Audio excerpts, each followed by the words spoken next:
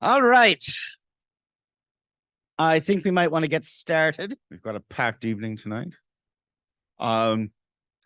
First of all, I want to welcome you all and thank you for coming out tonight. My name is Dr. Noel Chevalier. I teach English here at Luther, and I'm also chair of the Luther Lecture Committee. And I'm very, very pleased to be here and participating in tonight's lecture with a former colleague and a person I haven't seen for quite a while, so it was nice to catch up. And to get things going, I would like to call upon Elder Lorna Standing Ready to give a blessing, and we will proceed from there. Thank you.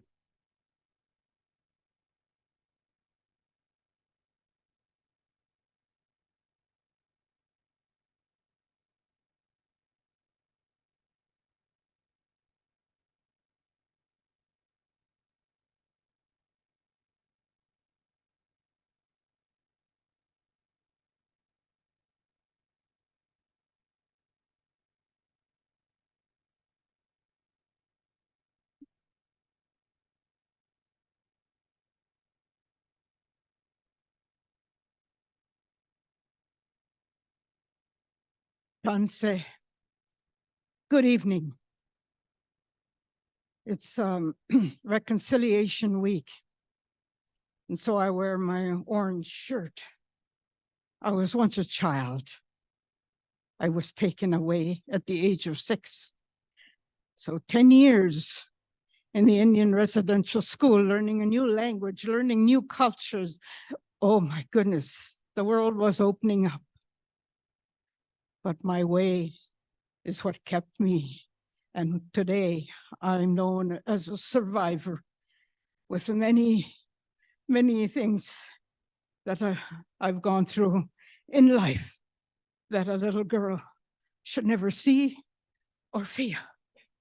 But she was tiny, and but she was resilient because she learned the old way, the 3 L's I called them: looking, listening, learning, but much deeper with your spirit. Oh, to be a good human being. Before I opened the Dick and Jane book, and then I came here and opened bigger books, thicker books, and challenging it was. So I stand before you in reconciliation with Luther, a place where I feel so at peace and so secure.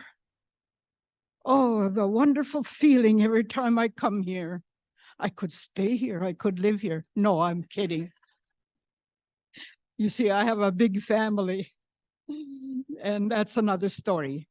But I've been given 5 minutes, 2 are up, and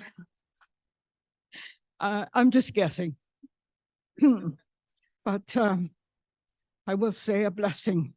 As you notice, I took my glasses off, and I tried to present myself to give some money to in a good way.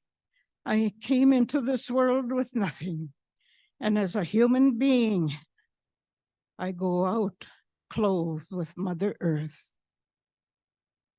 So I'll close my eyes to this world, and I'm one with Geshemane to open up this great time of great words from a great man. Ah, Creator. Geshemane to Creator, maker of heaven and earth and the universe, and all that there is therein, the stars, the moon, the sun. Ah, Creator. And yet, unexplored places. Only the legends that I've heard from Wizagajak has enlightened my mind at the tender age of 4, 3. Oh, It's a wonderful world to be thankful for. Thank you for this great evening. Thank you for those gathered here. And thank you for all the good gifts Geshemanito has given us. Those that walk on 4 feet. Those that crawl on their little bellies. Those that swim in their great waters.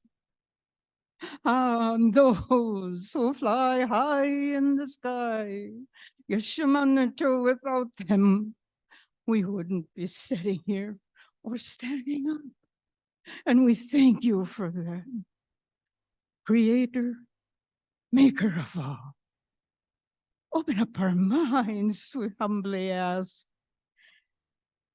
and our hearts, and our whole being, to listen, and to listen deep with our little spirit, so that we can see through all our senses you've given us, and listen and hear. Oh, Creator, make which for this evening, make which for those gathered here, make which for this great man who is about to enlighten our minds. We thank him, oh Creator. Make which for this evening and be with us now. We humbly ask. Hi, hi, hi, hi, make which, make which. Amen and amen. Ekuse.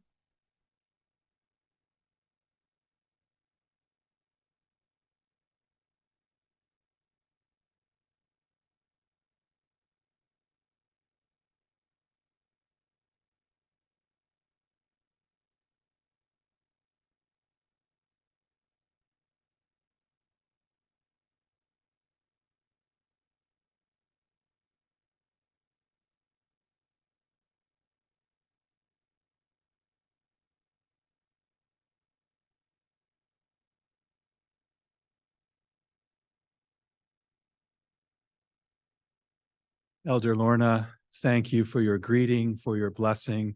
We are honored to have you with us in our presence, for the wisdom you bring to us, for the peace you bring to us. We are grateful for you. In the spirit of reconciliation, I want to respectfully acknowledge that Luther College is situated on Treaty 4 lands, the territories of the Nehiyawik, the Anishinaabeg, Dakota, Lakota, Nakota nations, and the homeland of the Métis-Michif Nation. Our college considers this shared history to be especially significant as we seek truth and reconciliation. We are reminded that we are all treaty people, and we are aware of the responsibilities that we have for one another. Well, good evening, ladies and gentlemen. My name is Dr. Mark Jerry, and I'm the president of Luther College. This is my first in-person Luther lecture since I became president, and so I cannot tell you how happy we all are to be gathered in this place for this wonderful academic activity. The Luther Lecture has a long history going back to 1977, and I'm grateful to see so many familiar faces here in person, and I know there are many that have gathered and joined us online as well. We have a number of special guests who have joined us this evening, and I'd like to introduce them now for a moment. I'd like first to introduce the Reverend Lamont Wells, who's the Executive Director of the Network of Evangelical Lutheran Church in America Colleges and Universities. Reverend Lamont is here visiting for our board meeting today. We are a member of this organization, and it's a very important and special group in North America that is specific to Lutheran institutions. So welcome, Reverend Lamont.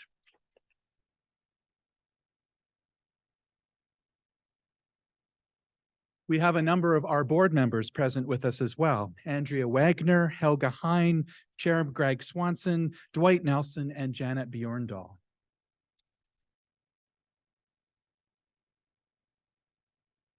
I'd like to introduce also Dr. Nilgen Onder, who's the Associate Vice President Academic of the University of Regina. Welcome. We also have representatives from Campion College, Dean Tom Phoenix. Reverend Dr. Sarah Diamond is our interim chaplain for Luther College. You'll hear from her a little later. We also have former President Don Lee with us this evening. Welcome, Don. Many of our faculty and staff are here and gathered with us today. I need you to know I'm incredibly proud of our team and the work that we do at Luther. So to all of our faculty and staff.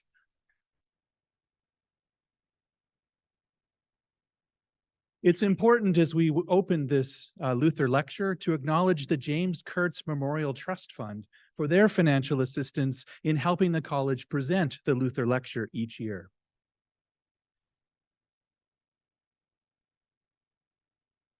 On that note, Luther College is also incredibly grateful for all of the donors, many of whom are here in the room who support the college in many ways. And anyone who wants to provide financial assistance to the college can do so as we continue. I am grateful for our donors. Thank you everyone also who brought a food bank donation tonight. At Dr. Shercliffe's request and in lieu of his honorarium, we are making a donation to the Regina Food Bank.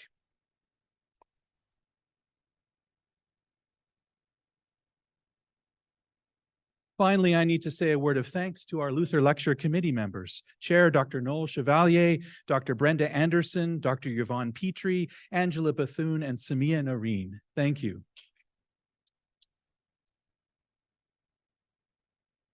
And now I'd like to introduce the Dean of Luther College, Dr. Yvonne Petrie, to introduce our guest.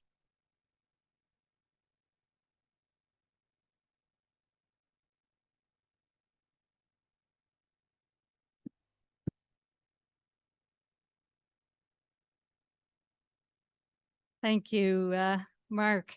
I share your excitement for being here. It's wonderful to have an in-person audience. We haven't had an in-person Luther lecture since 2018. And this year, again, we're trying something new. This is our first hybrid Luther lecture. So welcome to everyone who has joined us on Zoom as well. It's a great pleasure to have the opportunity to introduce Luther College's 44th Luther lecturer. As many of you know, the Luther Lecture was created in 1977 as a gift from Luther College to the community. And our goal is to serve the community both on and off campus by bringing in public scholars, activists, visionaries, to speak on topics of social or spiritual relevance. I attended my first Luther lecture as an undergraduate. Sorry, didn't mean to get choked up, but I do actually recall that first lecture, and I think I was about 18 or 19, and I recall the way it opened new vistas for me and demonstrated what scholarship truly was about, the public exchange of thoughtful, reasoned dialogue. So it's a wonderful pleasure to be able to introduce Dr. Regan Shercliffe. Dr. Shercliffe will help us understand some of the key global issues that we may consider briefly when they show up on the news, but which pose daily long-term struggles for those who live through catastrophic events, and challenges for the UN support workers who seek to help communities in crisis. I've known Dr. Shercliffe since 2002, and at this point I'm going to call him Regan. I will take the liberty of doing that because I believe him to be one of the most down-to-earth individuals I have ever met. Regan joined the faculty of Luther College in 2002 in a tenure-track position in psychology. I remember him as a hip young faculty colleague who played guitar, who was usually wearing jeans, but who was already making a name for himself as a clinical psychologist and a researcher in post-traumatic stress disorder.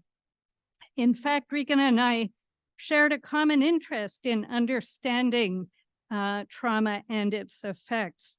As a historian, I'm interested in how communities respond to trauma in my study of one of the most turbulent periods in European history, the era of the witch hunts. Regan and I had great conversations about that, comparing notes, and together wrote a conference paper, which was a great learning experience for me, Regan. Regan's expertise in clinical psychology in general and PTSD in particular led to the offer of a position in 2010 with the United Nations High Commissioner for Refugees. Since that time, Regan has worked for the UN in agencies that include UNICEF and since 2017, the UN World Food Program, where he serves as Chief of Staff Counseling. The World Food Program has as its focus global food assistance and is an executive member of the UN Sustainable Development Group. The World Food Program's work was recognized in 2020 with the awarding of the Nobel Peace Prize. As Chief of Staff Counseling for this program, Regan's team provides support for UN workers in areas of crisis around the world. And he most recently told me about the time he spent with UN staff in the Zaatari refugee camp in Jordan, which to this day houses 80,000 Syrian refugees.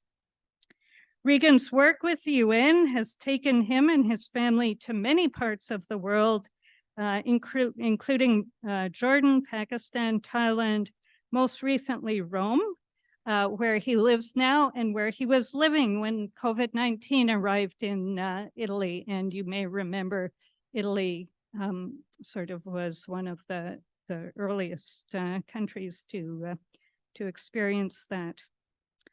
While working in many challenging environments, Regan and Tara have raised 4 children and have had an array of dogs in their life. I certainly remember Regan as a dog lover. When he lived here in Regina, he had a Bouvier de Flandre. Picture a bear cub in your house.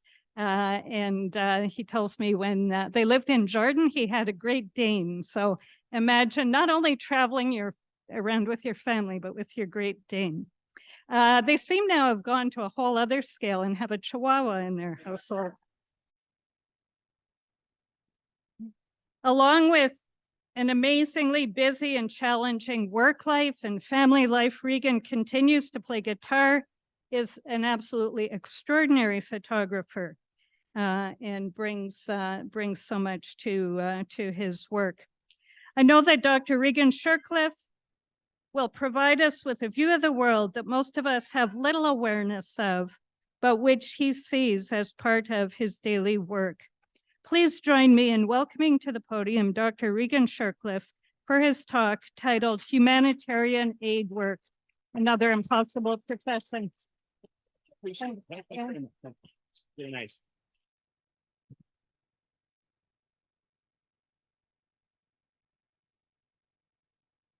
Thank you very much. Look, I'm honored to be asked to do this. I was quite surprised. I thought, who declined? But I'm very happy to be here, very happy to be back home in Regina, and really happy to talk to you a little bit about what I've been doing for the past 14 years. I thought, well, what am I going to tell people about, the work that I do and how to make it interesting to you as individuals? And so I thought, what I'm going to do is basically walk you through my experience, and hopefully what I can do is enlighten you a little bit about what it's like as a humanitarian frontline aid worker. I'm not that person, but I've had the gift of being able to work with a lot of fantastic people over the years in lots of crazy places, and live with them and work with them and learned a lot from them. And then, I think I'm not going to talk a lot about the politics of the UN or the places we're at, more about what it's like for the people who are doing the work, because that's who I interact with on a regular basis. yeah, so what was I going to talk about, right? Well, I'm a psychologist, and so what's the psychological impact of doing this work?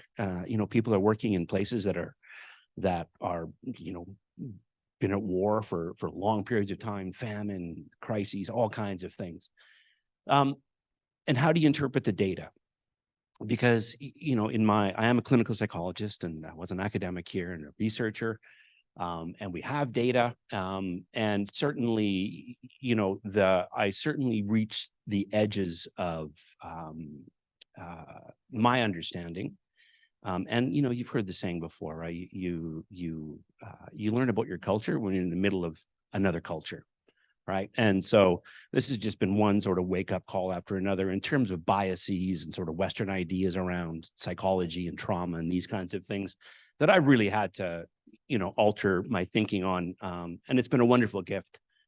And so then I'll talk to you a little bit about, what I think are the impacts and what people who I've worked with talk the most about. And you can never, culture is a huge thing, obviously, but organizational culture is also super important. And I want to touch on that.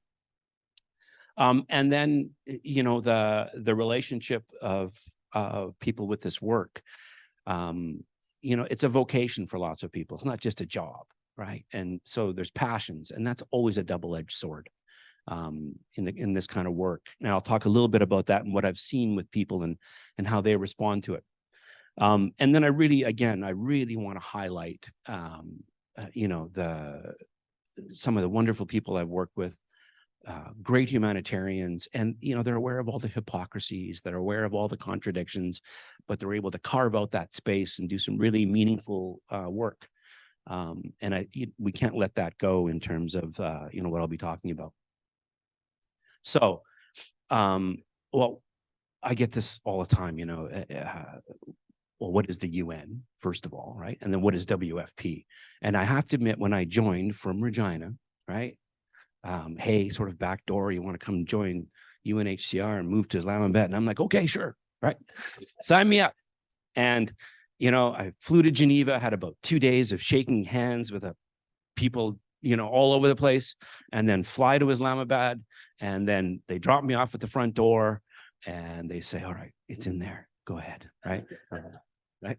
I go in there and, hi, I'm Regan Shercliffe, and I'm the new staff counselor for Pakistan. And they're like, oh yeah, I think I saw an email about you coming, right? Here's a pen and here's a paper. Sit down over there and we'll figure it out, right?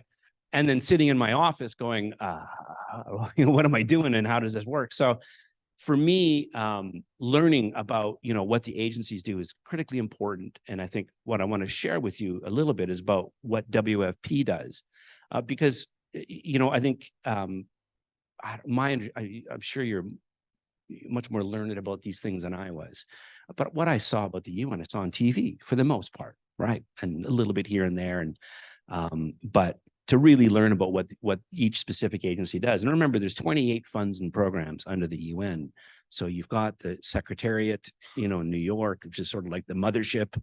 And then you've got all these other independent or semi-independent agencies running around doing, everything from weather, the World Meteorological Association, to trade, to UNICEF, to UNHCR, to more humanitarian kinds of things.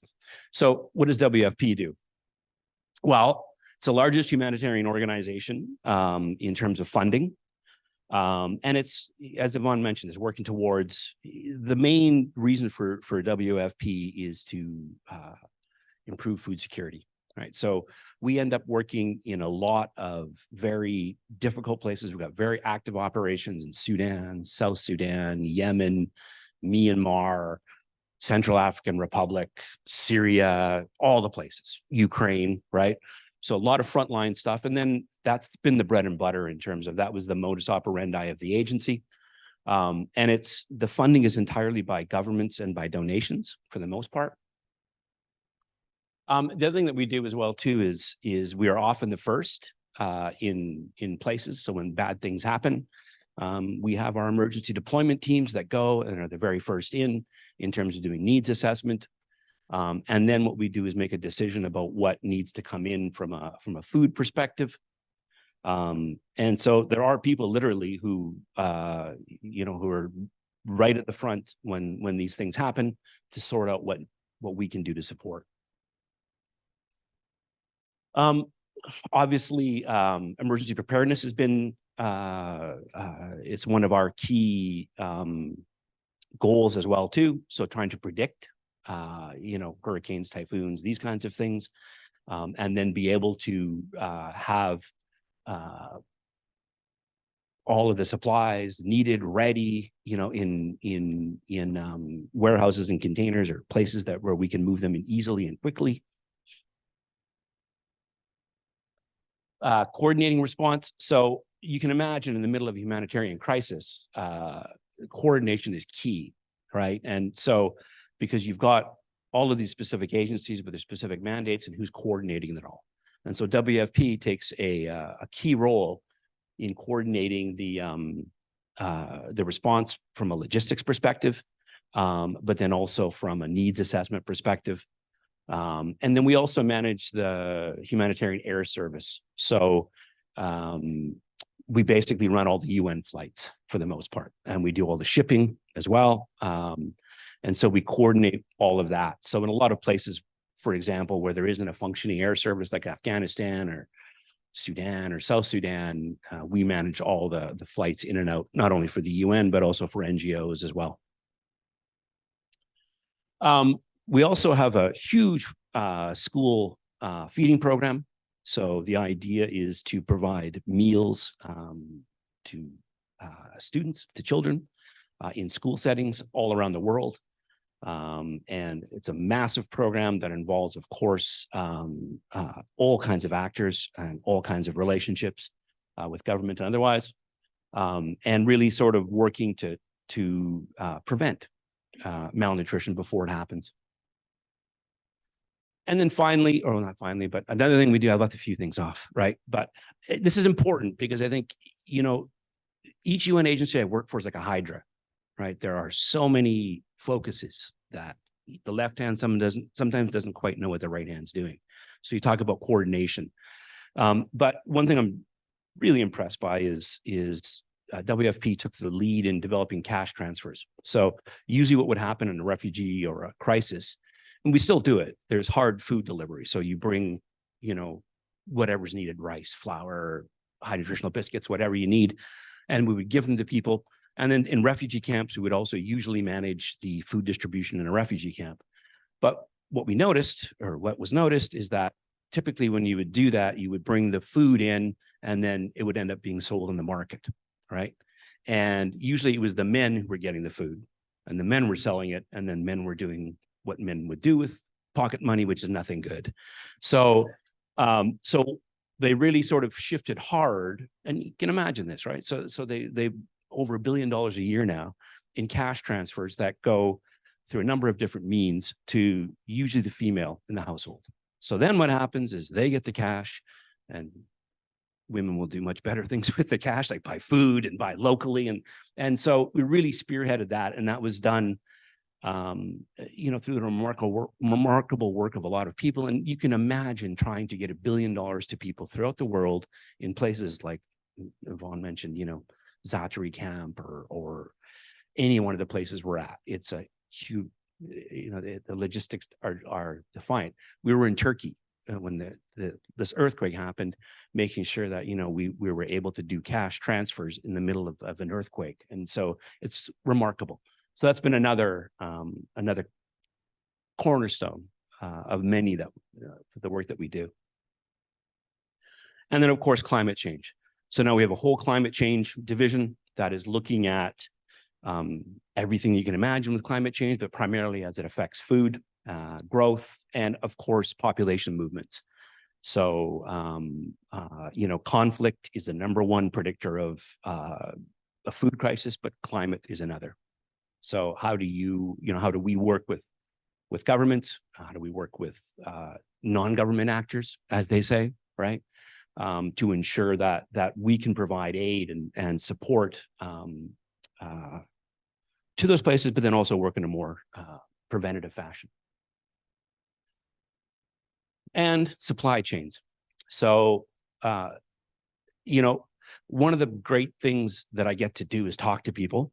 And I recently had a conversation with a colleague of mine in Syria, and he was talking about the logistics of getting grain from the Ukraine, right? You know, when the embargo, when they had the agreement still, getting it from Ukraine, from Odessa, right, into Cairo, and from Cairo, right, into Latakia in Syria, and from there, right, up into all the regions and those that are also that are not government controlled.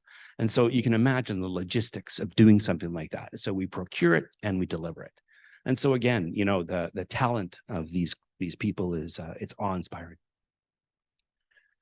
And so, and then what is WFP, right? So how are these UN agencies organized? So our headquarters is in Rome, and we've got 6 regional bureaus, right?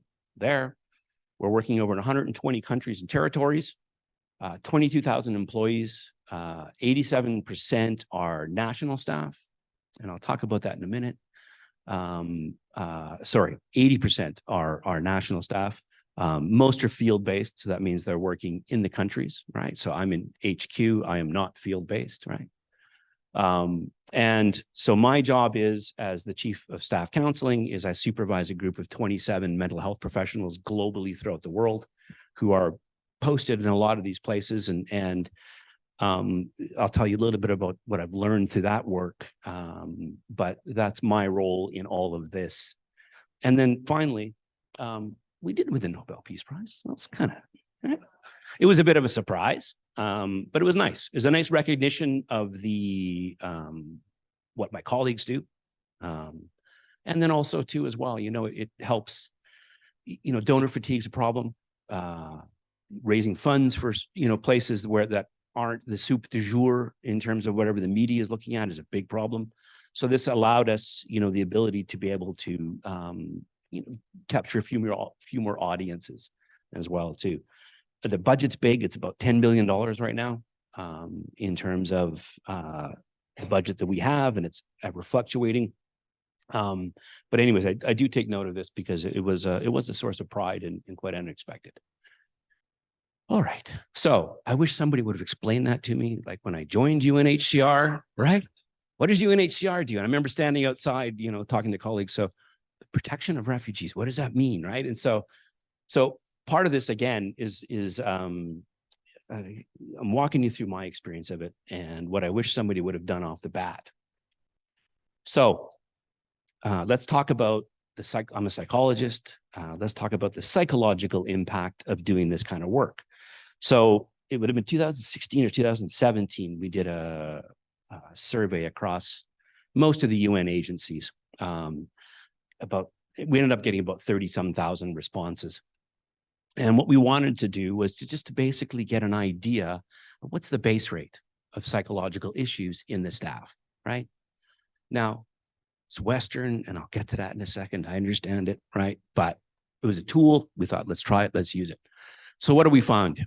So GAD, if you look on the far left here, is generalized anxiety disorder, right? That's when you worry about everything all the time, and then you worry about worry, and it's, right, it impacts your ability to do things.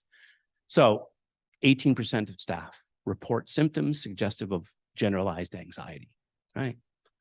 PTSD, right? Which is why I was initially hired. Post-traumatic stress disorder. So something terrible happens, right? Either your life is threatened, or you see somebody's life threatened, or loss of life, or whatever. Develop a constellation of symptoms afterwards that include intrusive memories, right? Avoidance symptoms, to the point where it gets difficult to work. Almost 20% of staff report symptoms suggestive of PTSD, right?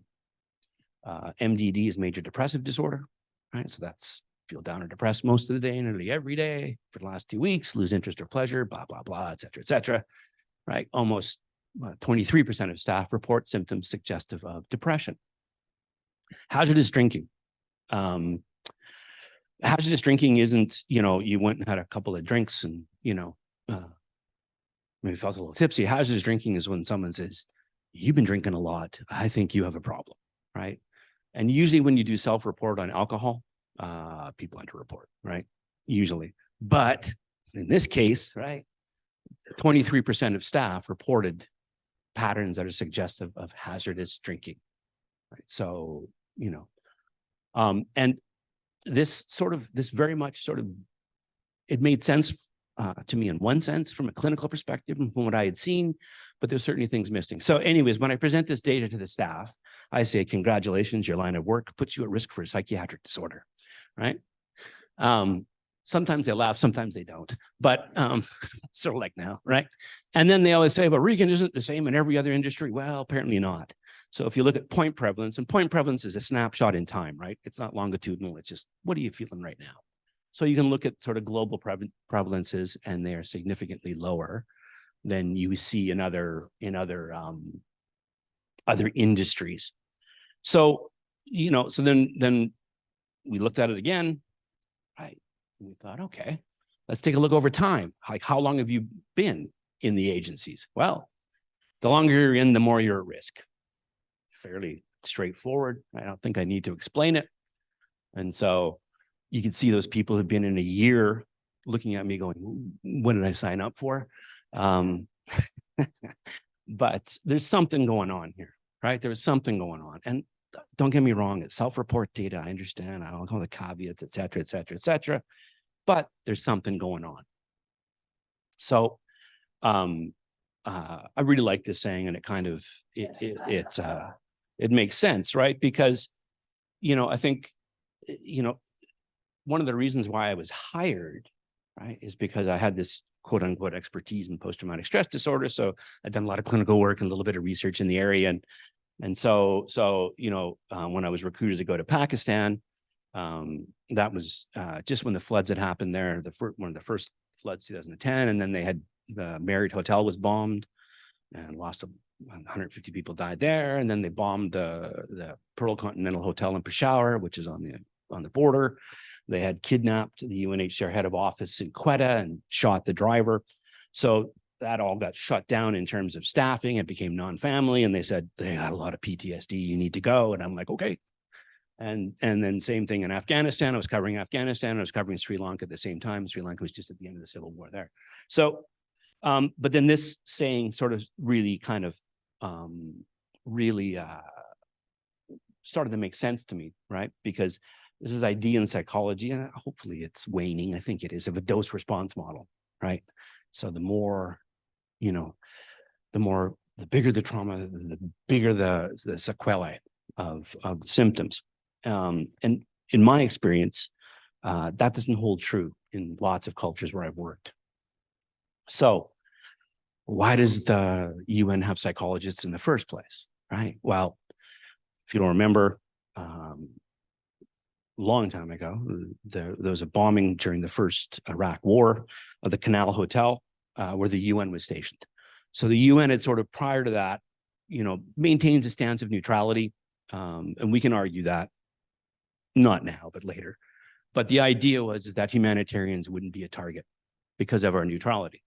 The Canal Hotel changed that because there was a deliberate attack on a UN thing. So what they did then is that they changed all the security measures, right? And then they started saying, oh yeah, we should probably get some psychologists on board as well. And then,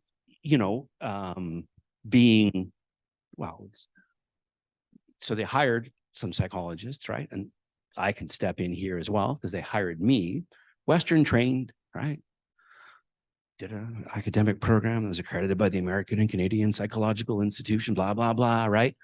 Very sort of, psychology is a science, et cetera, et cetera. Sorry to my colleagues here who are psychologists. And then we have these training in these specific disorders. So here I am, I land and I'm in Pakistan, I'm in Quetta. So Quetta is in like the southern part of the country, borders Afghanistan and Iran. And here I am trying to explain what a psychologist is to people, right? I'm like, dude, because there's no context for what a psychologist is, right? So I'm trying to explain it. And here's what I do. And one guy puts his hand up and he goes, so let me understand this. You get paid to talk to people? I'm like, pretty much, right? Pretty much it. Completely novel. Right? That idea that you would go speak to somebody, stranger no less, about all of these intimate personal problems that you have, let alone this idea of what we think of trauma, right? So I'm not arguing that there isn't trauma. I'm not arguing that that it doesn't exist. It absolutely does. But you know, this idea of something terrible happening to people, and then they develop these symptoms and becoming incapacitated. I didn't see it, right? I did not see that the same way I would in North America. And there's no doubt that it destroys a social fabric. Absolutely, right? So if you go to a country that's a war, a civil war, I mean, it destroys the fabric. Absolutely. No one's doubting that, right? But to think that there's a sort of this collective PTSD is a very Western idea, right? Very Western idea. So, you know, I've seen, lots of colleagues, expats. So the way it works is you have expats who come in, right? And they're usually the managers for the most part. And then you have the national staff who are there and who are incredibly bright, intelligent, talented education. And so there's this constant dynamic there and a bit of a mix for sure. And you would see, I remember, I've been to lots of places and when I was in Afghanistan, they blew up our office in Kandahar. So that's when the Taliban they were the Taliban of old, I guess, right? So a VBIED, vehicle-borne bomb, drove it into the compound and blew it up. And a couple of our staff members were killed. So this idea of, well, we need to send a psychologist there to deal with all the trauma, right? And then what are we going to do about this? So I flew down there, was there for it. And they're like, what are you doing here? This happens here all the time, right? Here's what we need. We want contracts that are going to be terminated, right? We want et cetera, et cetera, et cetera. Very material. That's what they were asking for, right? It's like, thanks for coming, but right, I'm not going to talk to you about this. So a very sort of different approach to it. In Sri Lanka, I remember I was doing a workshop with a friend of mine, and he was from the former Yugoslavia, so European, right, and had been through terrible things and had this very sort of European notion about post-traumatic growth. And he had been through an undeniably traumatic experience in Yugoslavia, but had this, and we're talking to these Sri Lankan colleagues who are just, the civil war had just finished, and if you're familiar with the war in Sri Lanka, it was brutal, just horrible, right? And we're sitting with Tamil and Sinhalese colleagues, and he's talking about his experience of trauma and what he's learned from it and how he's growing from it. And he's, he was erudite, making lots of sense. And you could see the colleagues just going like this, right? And then so stopped and said, what's going on? I said, why do you want to talk about that stuff? It's horrible, right? We don't like talking about that. What we want to do is find ways to move on. And so again, a very different approach than a Western one of talk, right? And then I saw it in Syria as well. And then we had I can go on and on and on. And then we had a horrible airplane crash just right before COVID, where we lost 8 staff in the Ethiopian Airlines crash just outside of Addis. We lost 9 staff right from our office in that. But then you could see the way that the families dealt with it, depending on where they're from, completely different approaches. So I quickly came to realize that my training was certainly rooted in a Western understanding of what happens with trauma, right? And we've got a whole sort of system of understanding that's been negotiated, right? Between academia and the public, and right, over the years, that leads to a specific symptom expression that just doesn't exist in other parts of the world, in my experience, right? So, and this also became clear when I first landed in Kabul, and I'm there with my PTSD toolkit and, ready to go. And I remember saying to somebody, asking him about the Taliban, right? How you manage, the Taliban? And that's what he said. I can manage my worries about the Taliban, but my supervisor, that's a different story, right? And that was repeated no matter where I went, right? No matter where I went, no matter which agency I was with, right? It was the experiences for sure were difficult. And again, if you're living in the country where that's going on, different than if you're there as an expat, right? But there was all this sort of I'm trying to understand this data, right? There was all these different stories about why and what was going on. And rarely did it have to do with, an act of war or violence. So, and again, Afghanistan, right? A place that traditionally doesn't have psychology. They called me the collector of problems. That was my title. And so I became the collector of problems. And I don't want to be trite about it, right? I mean, I think, everybody experiences feelings and feelings and thoughts. Everybody. That's a global thing. But how that gets transmitted and understood is through culture, right? And our culture in the West is one of many. And there's lots of research. If you have any interest in this, I used to make my the last year I taught here. I don't know, Crystal, if you were in there or not, but I used to make them read this book by Ethan Waters, Crazy Like Us, The Globalization of the American Psyche, where he talks about this idea of psychology and psychiatry being one of the last bastions of colonialism, right? Because we're going to step in to these, like Sri Lanka after the tsunami, right? There was like, I don't know how many thousands of therapists flew in there because they thought everybody needed therapy. And anyways, so this last idea of the expert coming in to tell you how you should feel and what are the routes to fixing whatever it is you're feeling. The other one then, and this is when I, with Yvonne, is Edward Shorter. He's a historian, medical historian, and really shreds psychiatry and psychology. But it deserves it, right? For sure it does. I'm not saying the profession is flawed by any stretch of the imagination, but it's like cultural anthropology, right? Psychologists are good at understanding the Western mindset for the most part. But it's not universal. So I'm looking at this data. My experience is like, I don't know, this doesn't make sense, right? From my training and my background. So we had a very enterprising graduate student at that point who wanted to put in this measure of what's called effort reward, right? So we had all these clinical measures, right?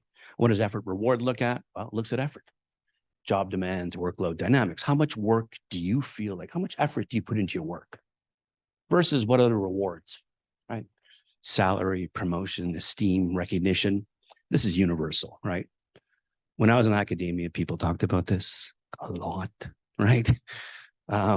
Everywhere I've worked, people talk about this. And there's been some really interesting research looking at, well, what happens. So when we gave this to our staff, right, 66%, 65% reported an effort reward imbalance. So they felt like they were giving more than they were getting back, right? And so then when you look at the data, right, okay, so what does that mean when you've got this effort reward imbalance? So you got, high effort, low reward, high demand, low control, right? What do you get? Well, you get low trust, you get low morale, you get low motivation, low loyalty, low commitment, inability to compete, low creativity. All right.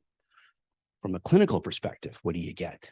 Well, you get 2 to 3 times the mental health problems, right? So what's the point prevalence rate of,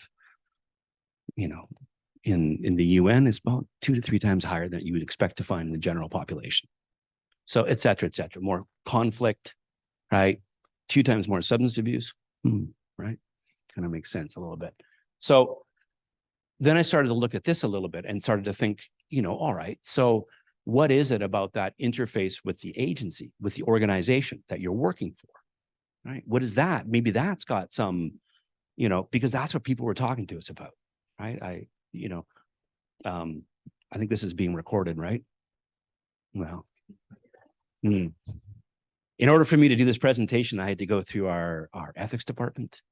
I had to go through our comms risk people, so I don't present us in a bad light, which is fair enough, right? Reputational risk is huge, but this is across you. This is with UNHCR. I'm not with UNHCR anymore. Anyways, the saying in UNHCR was the refugees aren't the problem, right? It's the context in which we work. That's the problem. I was just speaking with Roger about this early on. You think about it, right? You're in a humanitarian organization where you're supposed to be first, but your UN bureaucracy is like, it's legendary. right? I mean, and it is, it's legendary. So you've got this natural sort of, this real push-pull inherent in the way things are done. So we start looking at career cycles. Let's think a little bit about career cycles, right? Well, you can look at national staff, and we have very large operations, right? And you can take a look at international staff. So with international staff members, you usually fly in, you're the manager, right? You're the manager, and you're going to manage the national staff. And you've got these massive operations. Our South Sudan operation has 1,100 staff members. In Sudan, we had 1,000, and now, obviously with the war going on, there's problems and changes there. But anyways, so you've got this national staff, international staff coming in, who are going to supervise the national staff, who've been there for 20 years, who are bright, smart, educated, have all the links with the government. The problem there, right? And what's the ceiling for national staff versus international staff? Big pay disparities. So international staff are paid according to the International Civil Service Committee, right? And national staff are paid based on a local salary scale. So it's much different in terms of that. So right away, there's a bit of a right. Career obviously is capped. If you're national staff, you can only go so high. You have to go international, and then you don't want to go international. I don't want to leave my country, right? So there's all kinds of dynamics there that cause problems and frustrations. Reassignment, all right? So reassignment, a lot of the agents have reassignment cycles. So you spend, depending where you are, 2 to 5 years in the duty station, then you have to move, right? My wife isn't here for this. She's in Regina, right? But I've dragged her all over the planet, right? Sometimes kicking and screaming, it wreaks a lot on your family, right? You're moving a lot, and you're out doing these, quote unquote, amazing things. And, they're home, with a sick child in a foreign country where they don't speak the language, trying to navigate the healthcare system, right? So there's the impact on families that can't be denied. And the UN has never been particularly good at supporting families, right? It's mostly instrumental support. So when you move, it's like, here's a bag of money, good luck, figure it out.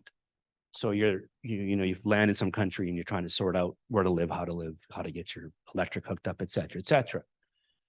Plus, you also have an environment. I remember when I first joined, I think this is true. The one common thing is there's human beings who work for the UN, so it's no different than most enterprises. But one of the advice I got early on was careers are built on rumor and reputation. So people are very protective of how their reputation is perceived, rightly so. And it's also, you're in an environment of delivery at all costs. And that was the motto at WFP for a while. So delivery at all costs means we don't care about your family. It's hard, suck it up, figure it out, and deliver. That's what we measure our success by. And I get it, right? When you're in life-saving operations, but how sustainable is that, right?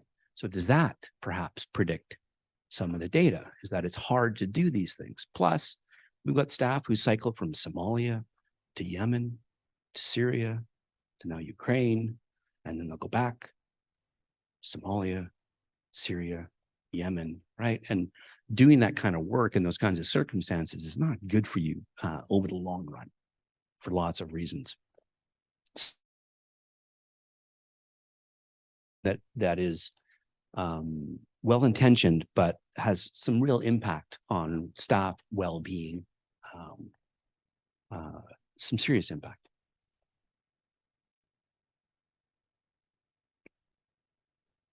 The other thing as well too is, and they call it this, right? It's a cowboy culture. And it is, right? So you think about the classic idea of a cowboy, right? And, is the idea they're going to ride into the town, they're going to straighten that place out. They're going to do it all single-handedly, and everybody else is inept, right? And so you be first, and you go in and you don't show emotion because Clint doesn't show emotion, right? And so quite often of course it's hard. Suck it up. What'd you think? What'd you expect, right? You're away from your family. Well, what did you expect? What did you think, right? Do it. then that rumor and reputation comes in. So if I say it's hard and I'm kind of sad sometimes, don't. So what do? You right? Stuff it back in the box. And then, you've got what, 22% of people reporting problematic drinking habits, right? Surprise, surprise. So it's not that we'll ever, and we shouldn't, right? Because I argue for the insightful cowboy, because you need people who are willing to go to these places and be shelled, shot at, and sort things out to get humanitarian assistance to people. But what does need to change is this idea of this this culture where you don't talk about it. You don't talk about the difficulties of it, right? You can be vulnerable and still do really good work, right? Because the opposite is when you shove that stuff away, not all the time, but for some people, it doesn't work well, right? There's all kinds of research on burnout and those kinds of things around this. And so part of the culture says you shouldn't talk about the difficulties of this. The other thing as well, too, is our senior leadership, right? So the way the UN works is, we're in, WFP's in over 100 countries. And so what you have is a country director who's managing, they're like the WFP ambassador to that country. It's a diplomatic status. And what they have to do is they are responsible for everything that goes on in that operation, everything, right? So if it goes great, they get congratulations. If it goes bad, oh my God, what's wrong with you, right? So, and you think about the incredible stress that they have because you remember all that stuff I told you about what we do, right? Now imagine running that and being responsible for it. Plus, wait, right, hang on, right? You got to manage all the staff. So, if you're in a big operation, that's 1,000 staff. And of course, you try and delegate as best you can, but right. Then you get demands from regional directors. Right. So we've got 6 regional bureaus. Where's this report? I need that. What about this? Blah, blah, blah. Or this person's coming to visit. Make sure you got the sidewalks painted and all this kind of stuff, right? Demands from HQ, from us, for information, right? And the bigger a bureaucracy is, the more work it makes, right? So that you put somebody in a position, they'll find a way to make work out of it, right? And usually demanding things from other people. Plus, they've got to ensure that the donor relations are good. Right? They have got to ensure that funding goals are met, and they have to be acutely aware of reputational risk. So imagine, right? And I've talked to quite a few of the country directors, and they say it's the loneliest job in the world because rumor and reputation make everything. So, right? They're very sort of private, smart, bright, intelligent people, right? But very sort of careful around everything they say. And the job they have is impossible to manage all of that stuff and do it in a way that it's just really hard. So reputational risk, right? If you have if you're PNG'd, persona non grata, from a country, it means you've been kicked out. That's kind of the end of your career. So you're there at the behest of the host government, right? So we're supposed to be neutral, but you can't. You got to be really careful how you manage those relationships. And so then think about doing all of those things in the context of you want to look at anxiety, depression, mood, these kinds of things, right? Try doing that job for a while. Incredibly hard, incredibly hard. And the other thing as well, too, is I was having a conversation earlier on with sorry, I can't remember your name. Right. I still probably couldn't pronounce it. But and she was talking about, managing, what's it like managing the emotional cycles of humanitarian work. And so most humanitarians I've met are pretty interested, in the work. It means something to them, right? So when I was with UNHCR, there's a lot of lawyers who work for UNHCR because they're doing refugee status determination interviews against, international legal statutes. And they left jobs in corporate finance, very high paying, lawyer jobs, right? And they come and then they're going to work in in Aleppo, doing refugee status determination, interviews in this context of, an agency that doesn't know how to manage careers very well. So what happens then is you get this real motivated person who wants to do a good job and they want a career, right? And so they work really, really hard and they say, okay, I'll just put up with, the lack of career development and all these kinds of things. I'll just push through this. I'll just push through it. I'll just push through it. And then what happens is those passions don't go away, right? There's a tipping point. And you notice that the numbers start to peak in and on the 5 to 10 year mark, right? So you think about yourself as an individual and how hard you can push yourself without that effort reward imbalance, giving more than I'm getting back, right? And so what happens then is you've got this perfect storm, as one friend described it to me, of these really engaged people who work hard and ignore all of the organizational issues going around, around contracts and these kinds of things. And they get to a point then where, and it's not, again, remember 1 in 4, it's not everybody by any stretch of imagination, but then 1 in 4 are, they're experiencing something, right? And so how does that usually manifest? Well, it usually manifests and it's about the 5-year mark. So I think people can only do that kind of work. I think anybody, all of you, right? You can work 6 days a week for about 5 years, I think, right? And then you hit a wall of some kind. So what happens if you're really passionate about the work, then is either, in my experience, that passion turns towards self-hatred, right? Because I'm not, I've done all this stuff. I deserve to have a position in a family duty station, right? I really don't like the way my family's been treated.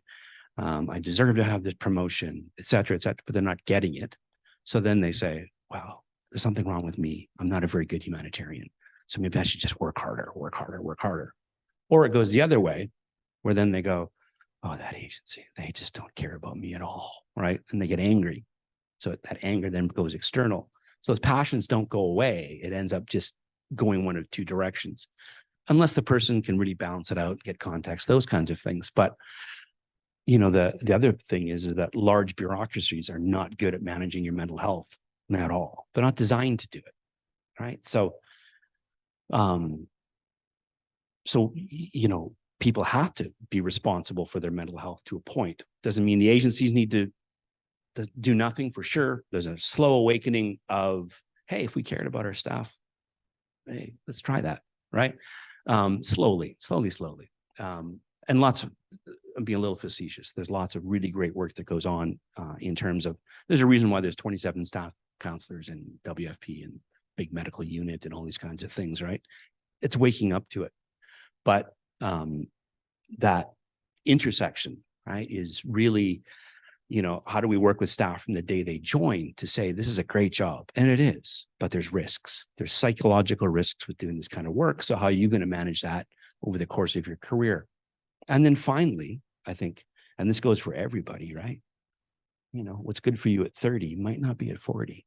And that line of work is not for everybody, right? And so, people get in there, they start to develop these symptoms for whatever reason, and then they hang and push and push and push, rather than taking a break, stepping out for a little bit and go, does this still make sense to me, right? Does this still make sense to me at this point in my career to be doing these kinds of Afghanistan, Syria, Iraq, these kinds of things?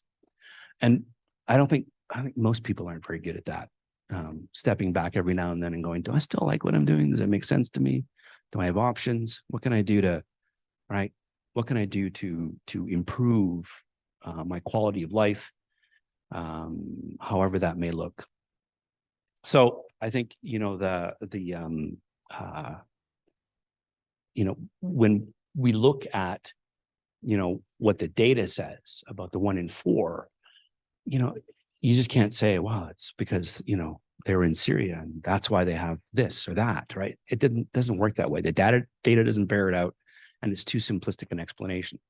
So it's really, for me, right, it's that intersection of the individual and the organization. So the work that we do in staff counseling is certainly we work with individuals on coping mechanisms, right? But then we also work with the organization to say, hey, right, let's see if we can find ways to support managers. Like I told you, country directors, right? You're managing huge staff in crazy circumstances. How many of them have had training programs in how to manage teams, right? Not many at all, right? The idea is if you're a technical expert, therefore you must be an excellent manager of people. We had that conversation about administrators, right? You can be a great academic. Administration is a different animal, right? And what kind of support do you get as administrators in learning how to administer? I don't know, right? Minister, I don't, right? So we have the same problem, right? Where you're managing groups of bright, young, smart, motivated people who want to be, who want to remain bright, smart, motivated people. And how do you manage that force, right? Because the vocational aspect of it, and there's an art form to it, and we haven't been particularly good at doing that. So for me, I think the large majority of the work we do has to do with that relationship with the agency. And how is that relationship being managed from both sides, right? Individuals have a responsibility to manage their well-being, for sure. The agency also has responsibilities that they are waking up to and they're learning about, and they're trying to sort in the best way that they can, slowly, right? In Italian, they say piano, piano, slowly, slowly, but they're coming to it. They're coming to it. And so it's not all gloom and doom by any stretch of the imagination, but this idea of a dose response model for trauma, that's why, humanitarian work is so traumatic. The work isn't traumatic. It's the context in which it happens. And for people who are, putting that much perceived effort into the work, right? Dragging your family, leaving your family, getting malaria 5, 6, 7 times, every kind of stomach bug you can imagine, et cetera, et cetera, et cetera, right? There needs to be some recognition at some point. And not through just salary, but some sort of recognitional system. If you're a manager managing large, volatile operations, how can I support you to be a better manager in these circumstances, in these situations? How can we better support families who are dragging all over the place? Or if you're national staff, right? If you're working in Ethiopia, you're probably from Addis, but you're working in these far-flung duty stations and you don't see your family on a regular basis. So how can we move towards building models that address those kinds of issues? That's the work that we end up doing, far more than how are you feeling, right? Tell me about your mother kind of stuff, right? So, and I think that's the bread and butter of this work. So I think, and it didn't matter where I've been, from headquarters to Aleppo when it's being bombed repeatedly. These are the same conversations we're having with people. So I think the work is tough for sure, for lots of obvious reasons, but there's lots of work that can be done internally in terms of managing that relationship with the agency. I don't think it's different than any other bureaucracy or large organization. I think what is different is the mandate's pretty important, right? Because if we become industries of anger and loathing and bitterness, then we stop doing the work that we should be doing because we're too busy arguing with each other and conflict and these kinds of things. So the stakes are high, I think. And again, they're people, right? It's human beings. Human beings are going to be human beings. There's ego, there's greed, there's everything that we find everywhere else. But I think the work that these folks do, or the folks that I've been lucky enough to work with, I've really sorted out how to manage that quagmire themselves with some support from the agencies, and the agencies are waking up, like I said. But I think that for me has been the puzzle in terms of the work that I do and the work that I've been doing over the last 14 years and the work of my colleagues and what people are telling us on a regular basis. So we've been working really hard in terms of management leadership training and making sure that there's really good leadership training, in place, really working on policies around R&R and family support and these kinds of things to really build that kind of organizational aspect, all the while working with individuals to say your job does put you at psychological risk, no doubt. So what are you going to do to manage that risk? So that's been that's really been the focus of the work. Now that I stand up here and tell you about world politics, and I tell you about, the the machinations of aid to Syria or Ukraine. No, I think you're smart people and you can figure that stuff out and read about it yourselves. I just wanted to give you a little bit of an insight in terms of the work that these folks do, and commit to and sacrifice a lot for sure. I hope that I gave you a bit of an insight, and I hope also that it was, I wish that somebody would have told me that when I joined, right? Because it's taken me 14 years to kind of figure it out a little bit. And so I hope it's just a bit of a different lens than, the what you may know about or read about or understand humanitarian work, or for those of you that have done it, maybe this is a different way to see it. So I'm going to stop. If you're interested, there's all kinds of links and information for the World Food Program. It does do good work, really good work. I'm honored and really sort of really lucky, right, to work with the organization. I'm going to stop here, right? No, so thanks so much for listening to me and putting up with it. I appreciate it very much.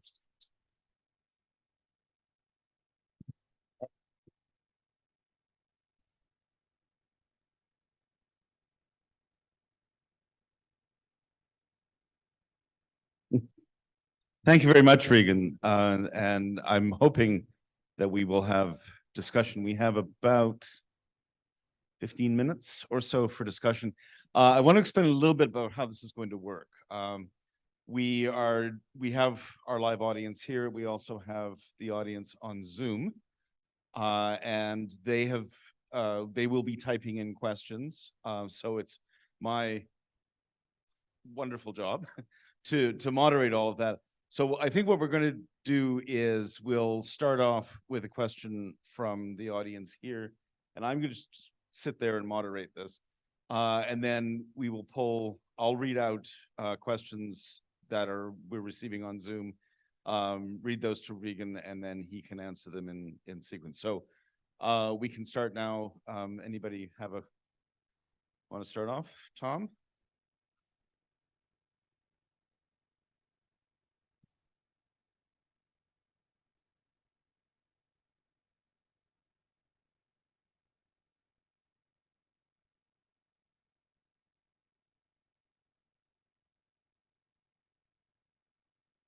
Yeah. So just for those folks, what are the characteristics of people who manage to do this work for 25 years and retire normal? Absolutely. Yeah. Yeah. And I think those people are because when you're engaged in a vocation, right, it becomes consuming very easily, right? And you think you're living in a hut or you're living in a container in Bor in South Sudan. What are you going to do? You're going to work and work and work and work, right? Because what else are you going to do? So they dive into it. And I think like anything, when you stare at something too long or you look at something too long, the analogy I use is writing a paper, right? So most of you've written papers in this room. If you're writing a paper for 8 hours, at the end of the day, you're looking at it going, this makes no sense to me whatsoever. Right. So what do? You step out for a day and come back to it. So the analogy is those people who do this work step out, right? And they're the ones who every 4 or 5 years will, at the risk of a career, step out, take a special leave without pay, go somewhere and go, do I still want to do this? Does it still make sense to me? Right. So maybe they quit. Or lots of times they'll just say, I still want to do this, but I need to make sure that I'm shutting my laptop off at a certain point in time, that I've got interests that are not just humanitarian, right? And that's the danger, I think, in a lot of this work. I mean, an example I gave is I've got friends here, wonderful, I've known my whole life, right? But try and explain to them what I do, right? And it's like, oh, you were shot at in Syria and bombed. Now what, right? So what happens then is you get a secondhand language with people. So we live now in Vancouver Island. And back when I was with UNHCR, I was on leave, I was at home, right? And no one knows anything about, what I do there. And I had a UNHCR shirt on. And some guy came up to me and he taps me on the back and he goes, "You work for UNHCR?" And he goes, "Yeah, I do." He goes, "I work for WFP. Thank God I can talk to you because you know about what I do." And so the danger then is all your social circle is just those people, right? So what do? What do you do when you go out with people who you work with? You talk about work, right? And then you live with them because they're in the container next to you or in a bunk beside you, right?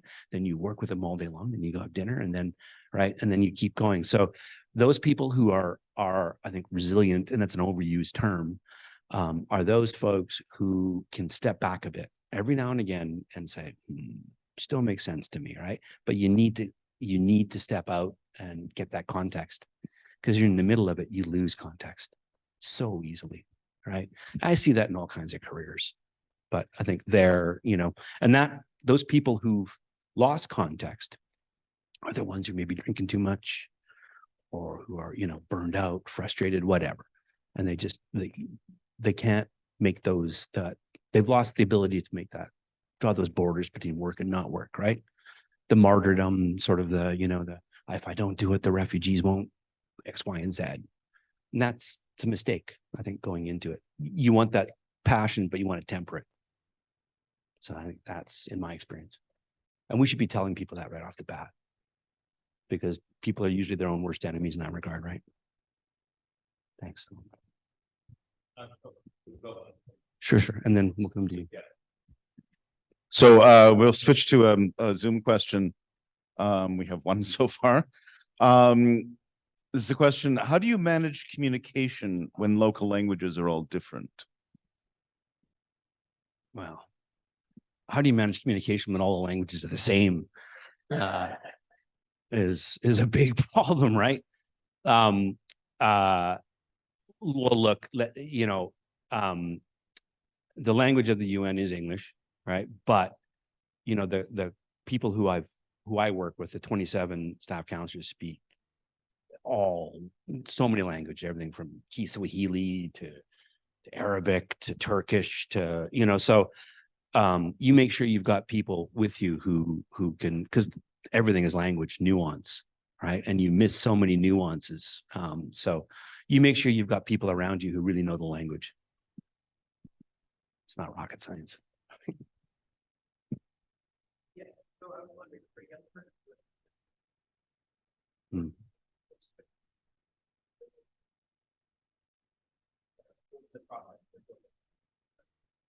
Oh boy. So look, there's externally posted positions all the time. So you've got to go to the websites, UNHCR, UNICEF, WFP, Secretariat sites. They'll give you the qualifications and what they're looking for. There's a ton of great internship programs. There's the UN volunteer program through Bonn, Germany, right? Where you apply and then they'll assign you to an agency. So Canadem, I don't know if it's a program in Canada that used to be going, but they would take people who've got a skill set, right, and match them either with an NGO or an INGO or whatever. So there's lots of routes in, but you've got to go and knock on doors and look for those opportunities. And obviously if it's if it's a skill set that is of interest, so WFP loves logisticians, right? They need them. UNHCR really likes lawyers, right? So, well, they do. I mean, they're doing legal work, right? So, a lot of it's legal, and so I think, but that doesn't mean that you have to have one of those specialized skill sets, right? I mean, I think that you've got to be able to frame your skill set in a way that makes sense to what the agency is looking for. Yeah, UNICEF, absolutely. So that's part of their modus operandi is education. So we have another Zoom question. Who does the chief of staff, and I think specifically you, talk to when things get tough on their end? Yeah. Good question. I think like any sort of, so I've got wonderful peers in my organization and other organizations, right? So each agency has a chief of staff counseling or whatever they call it in their specific agency. And I made some wonderful relationships with them over the years. So you can call them up and say, hey, plus for clinical psychology, I'm a big fan of peer supervision. So we will meet on a regular basis once a week, and where we talk about the challenges of doing the work and what it's like and the impact. That's, I think, that's good practice. Yes.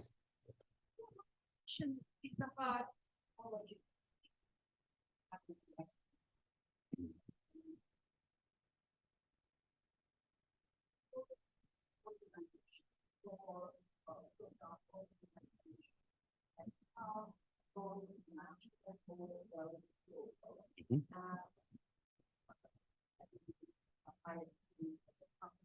Yeah.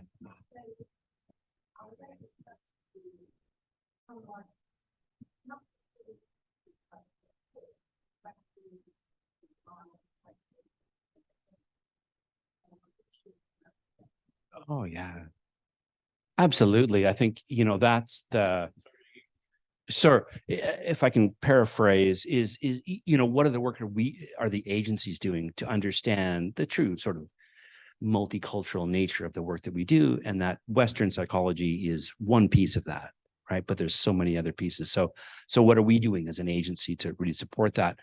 And I think, I think the history of it has been basically, well, a bomb goes off, they must be sad or something, right? So let's get a psychologist. Oh yeah, okay, right. And so there wasn't a lot of thought given to it, right? And then I think there's been a big proponent now at looking more at organizational drivers of well-being and psychological wellness, so that right away then you're shifting the frame to a common experience in terms of what it's like to work for the UN, right? And I understand for national staff, international staff, there's differences, but there's a lot of similarities. So, for example, my colleagues in supply chain because there's frustration with national staff who don't want to leave the country in terms of their career prospects. So they get sad and angry, right? So there's no amount of therapy that's going to fix that regardless, right? So, or, there might be cultural ways in which to ameliorate that. But why don't we say, hey, are there creative ways in which we can raise the ceiling for national staff? And so they're doing that. And so that right away, if you're looking at that sort of that balance, right, that effort reward, right, that's increasing the reward side, and the staff are appreciative of it. Now, the local stuff, absolutely. So we really make a concerted effort. My role is to recruit really good people, right? And to make sure that the people I'm recruiting aren't just, like me. And so I work really hard to make sure that, we'll get somebody who's got mental health training but maybe they were born and raised in Sudan, right? And so then they went to the UK and then came back. So they get it, right? They know, they know. And so we've got people literally from all over the globe who are working in that context. And then I think what happens then is when they go into those situations, there's just a sort of, it's fluid to see them work in those situations. This is not like I would work. So we're always trying to raise awareness of, what are culturally appropriate responses to whatever's happening, whatever's going on. And then we work, I think, to really sort of give people voices within the agency. And so, we've been running a number of seminar series on the experience of, for example, senior female leaders in the agency, right? Because it was predominantly supply chains, for whatever reason, were predominantly male kind of endeavors, right? So for the longest time, our gender ratio was terrible. And so then we said, well, why don't we speak to those senior female leaders who've been there for 20 years and what the experience has been like, who are from all kinds of different cultures. And so when they talk about what it's like, they bring their cultural experience into the discussion in a way that I think educates the agency around, here's my background and here's what it meant for me as a woman, and here's the way I approached it, and here's the way that I fit into the work or did into the challenges I experienced. So and then we're always, you know, I'm always rallying against those sort of, you know, EMDR, eye movement desensitization and reprocessing wants to come and do training for us. I'm like, no, slow down here, right?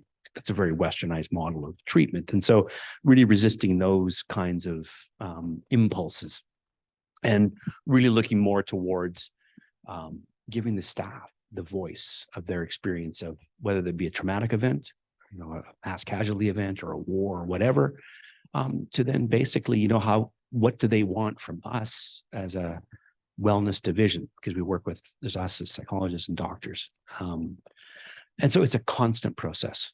It's also a constant process about what we do, right? You know, what is our role? We're not, people come, like in Afghanistan, people, the idea is that you go to someone who you think is senior, who will then mediate the problem for you, right? That's a norm there. So they're coming to me to want me to mediate a problem they're having. And so part of it, and then managers would want us to do the same thing. And that's not our role, is to be mediators. Our role is support. So I'm giving you not the most precise answer for sure, but there's a, you know, taking a course in cross-cultural sensitivity is okay, right? But getting people who've lived experience to talk about it, getting that immersion is way more powerful, and getting the right people on board, I think is what I've seen work best, right? So we have one more question online, and I think this might be a good question to end things on. It's a really easy one for you. What has been your most difficult experience to date? Yeah, about 30 seconds. Difficult experience. Well, where to start there? I mean, difficult from a personal perspective. The separation from family has been really hard, right? I'm about to do it again. Tough. That's a hard one. The walking through, and it's, you know, walking through a refugee camp and seeing kids the age of your kids will shake you in ways that you just have never thought about. And so those are really difficult experiences. But then, you know, you see in the work, at least, the plane crash was really difficult because I knew some of those people, and it really sort of, it was a community thing that really, you know, that was tough. But then I think you see the way people work, you know. I remember really difficult. We were in one of the camps on the Turkish side during the Syrian war, and there was a young, she was there interpreting for us, and she was a younger Syrian lady who went to Turkey and then was working for us. And I remember she was younger, so she had rips in her jeans like all the kids do, right? You know, and the little girls in the camp came up to her and said, "Oh, we're so sorry that you got your jeans ripped," and you know, and they were like taking care of her, right? You know, and it so like there's things like that then that are you know, that are pretty golden. But so difficult stuff, but then it's not your 30-second answer, no, but you know, there's offsets for it for sure. But look, it's like a lot of the rewards are high in that line of work, and then the lows are low, right? So you go like that for sure. Thank you. Thank you.